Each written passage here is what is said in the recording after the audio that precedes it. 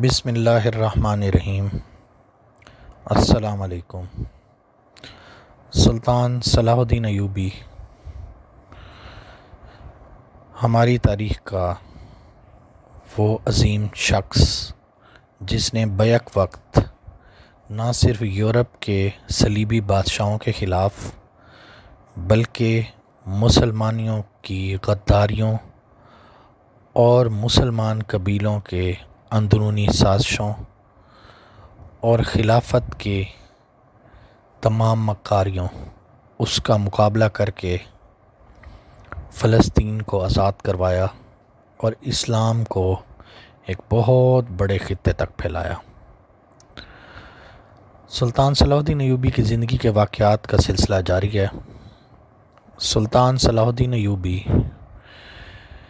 جس پر یہ الزام لگا کہ اس نے مصر کے خلیفہ کی ایک کنیز داشتہ اس کو اغوا کیا، جب تحقیقات ہوئیں تو پتہ لگا کہ وہ داشتہ دراصل ایک سوڈانی قبیلہ جو بتوں کی پوجا کرتا تھا وہ قربان کرنے کے لیے اسے اٹھا کر لے گئے ہیں۔ سلطان صلاح الدین ایوبی نے فوج بھیجی، وہاں سے اس کو آزاد کروایا اور اس قبیلے کو جو بتوں کا پجاری تھا اور ہر 9 سال بعد ایک نوجوان دوشیزہ جو اس دفعہ سلطان مصر کی کنیز کو اٹھایا گیا اس کو بچایا۔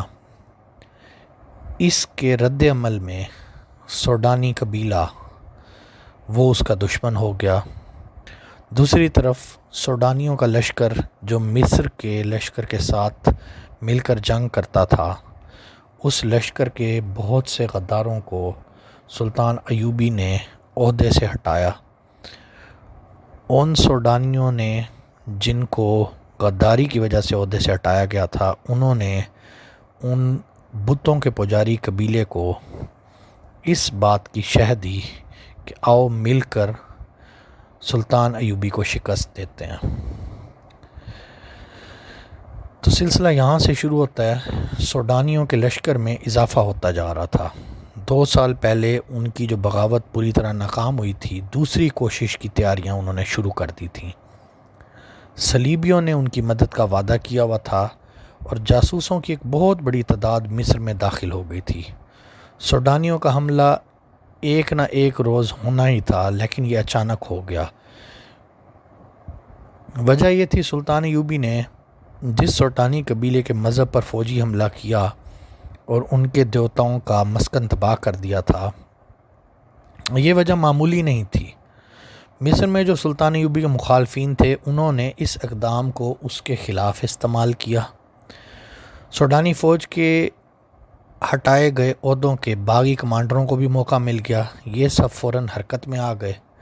ان میں مصری مسلمان بھی تھے۔ انہوں نے اس قبیلے کے مذہبی جذبات کو بھڑکایا اور انہیں کہا کہ ان کا مذہب سچا ہے اور اگر وہ سلطان ایوبی کے خلاف اٹھیں گے تو ان کے دیوتا اپنی توہین کا انتقام لینے کے لیے ان کی مدد کریں گے۔ انہوں نے 5-7 دنوں میں لشکر جمع کر لیا اور قاہرہ پر حملے کے لیے چل پڑے۔ جو ادھر ادھر کے لوگوں کو پتہ چلتا تھا وہ اس لشکر میں شامل ہوتے جاتے تھے۔ 2 اونٹ سواروں کے ساتھ جب 100 مسلح آدمی اس لشکر میں شامل ہوئے جو سلطان ایوبی نے بھیجے تھے، تو یہ لشکر سرحد سے آگے آ گیا تھا اور ایک جگہ ٹھہرا ہوا تھا۔ سلطان ایوبی رات کے وقت اتنا آگے چلا گیا جہاں اسے لشکر کی نقل و حرکت کی اطلاع جلدی مل سکتی تھی۔ ان 100 آدمیوں نے حملہ آوروں کے سربراہ کو بتایا کہ سلطان ایوبی چند دنوں تک فلسطین کی طرف جا رہا ہے۔ سربراہ بہت خوش ہوا۔ انہوں نے یہ پڑاؤ 2 دن اور بڑھا دیا۔ اگلی رات سلطان ایوبی کو اس لشکر کی پہلی اطلاعات ملی۔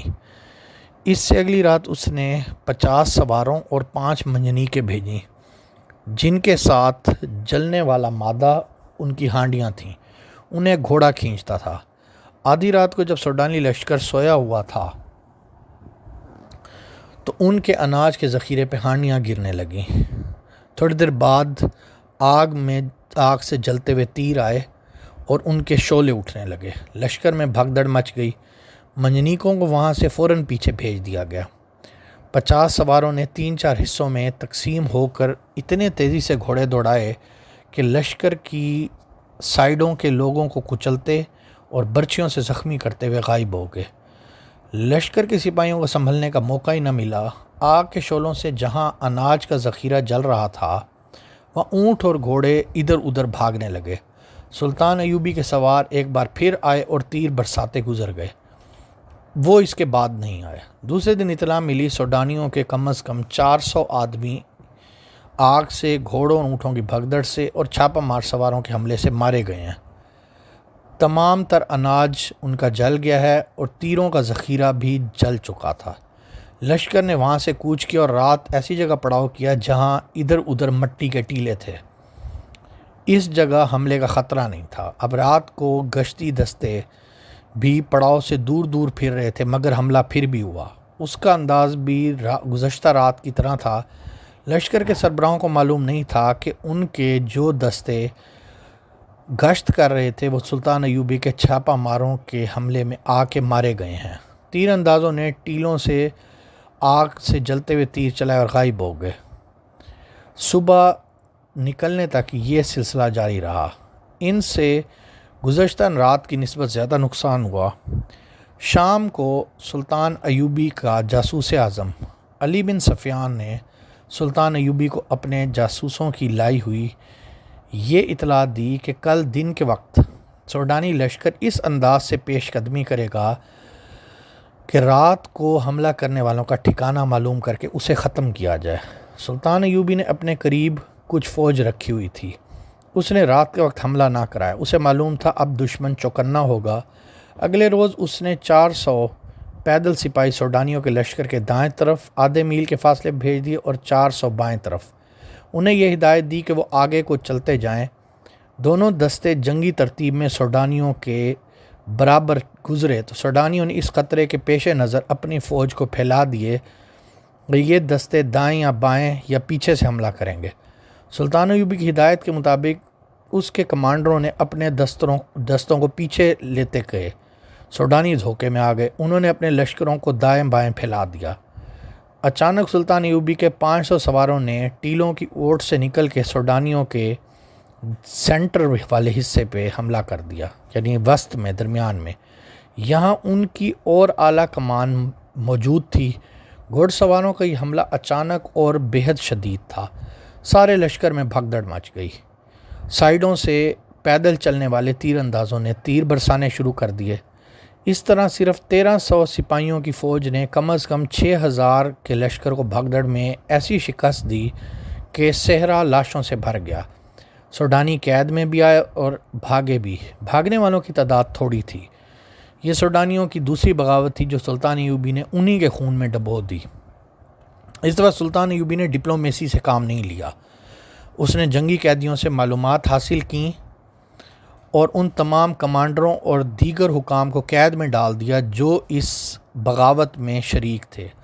تخریب کاروں کی بھی نشاندہی ہو گئی۔ انہیں سزائے موت دی گئی۔ رجب جو سلطان مصر کے خلیفہ کا نائب تھا، رجب جیسے نائب سالاروں کو ہمیشہ کے لیے قید خانے میں ڈال دیا گیا۔ سلطان ایوبی حیران اس بات پر ہوا کہ بعض ایسے حکام اس سازش میں شریک تھے جنہیں وہ اپنا وفادار سمجھتا تھا۔ اس نے اپنے خاص سالاروں اور دیگر حکام سے کہہ دیا کہ مصر کے دفاع اور سلطنت کے بہتری کے لیے سوڈان پر حملہ اور قبضہ ضروری ہو گیا ہے۔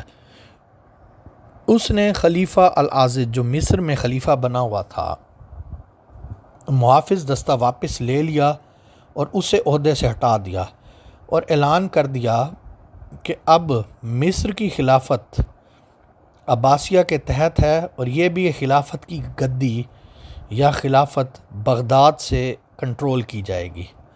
سلطان ایوبی نے عرارہ جو کہ خلیفہ العاضد مصر کے خلیفہ کی داشتہ تھی کو 8 محافظوں کے ساتھ سلطان نور الدین زنگی کے حوالے کرنے کے لیے روانہ کر دیا۔ تو کیا واقعی اس نے سوڈان پر حملہ کیا یا اس حملے کا کیا نتیجہ ہوا؟ کیا شکست ملی؟ اس کے بارے میں اگلے حصے میں بتایا جائے گا۔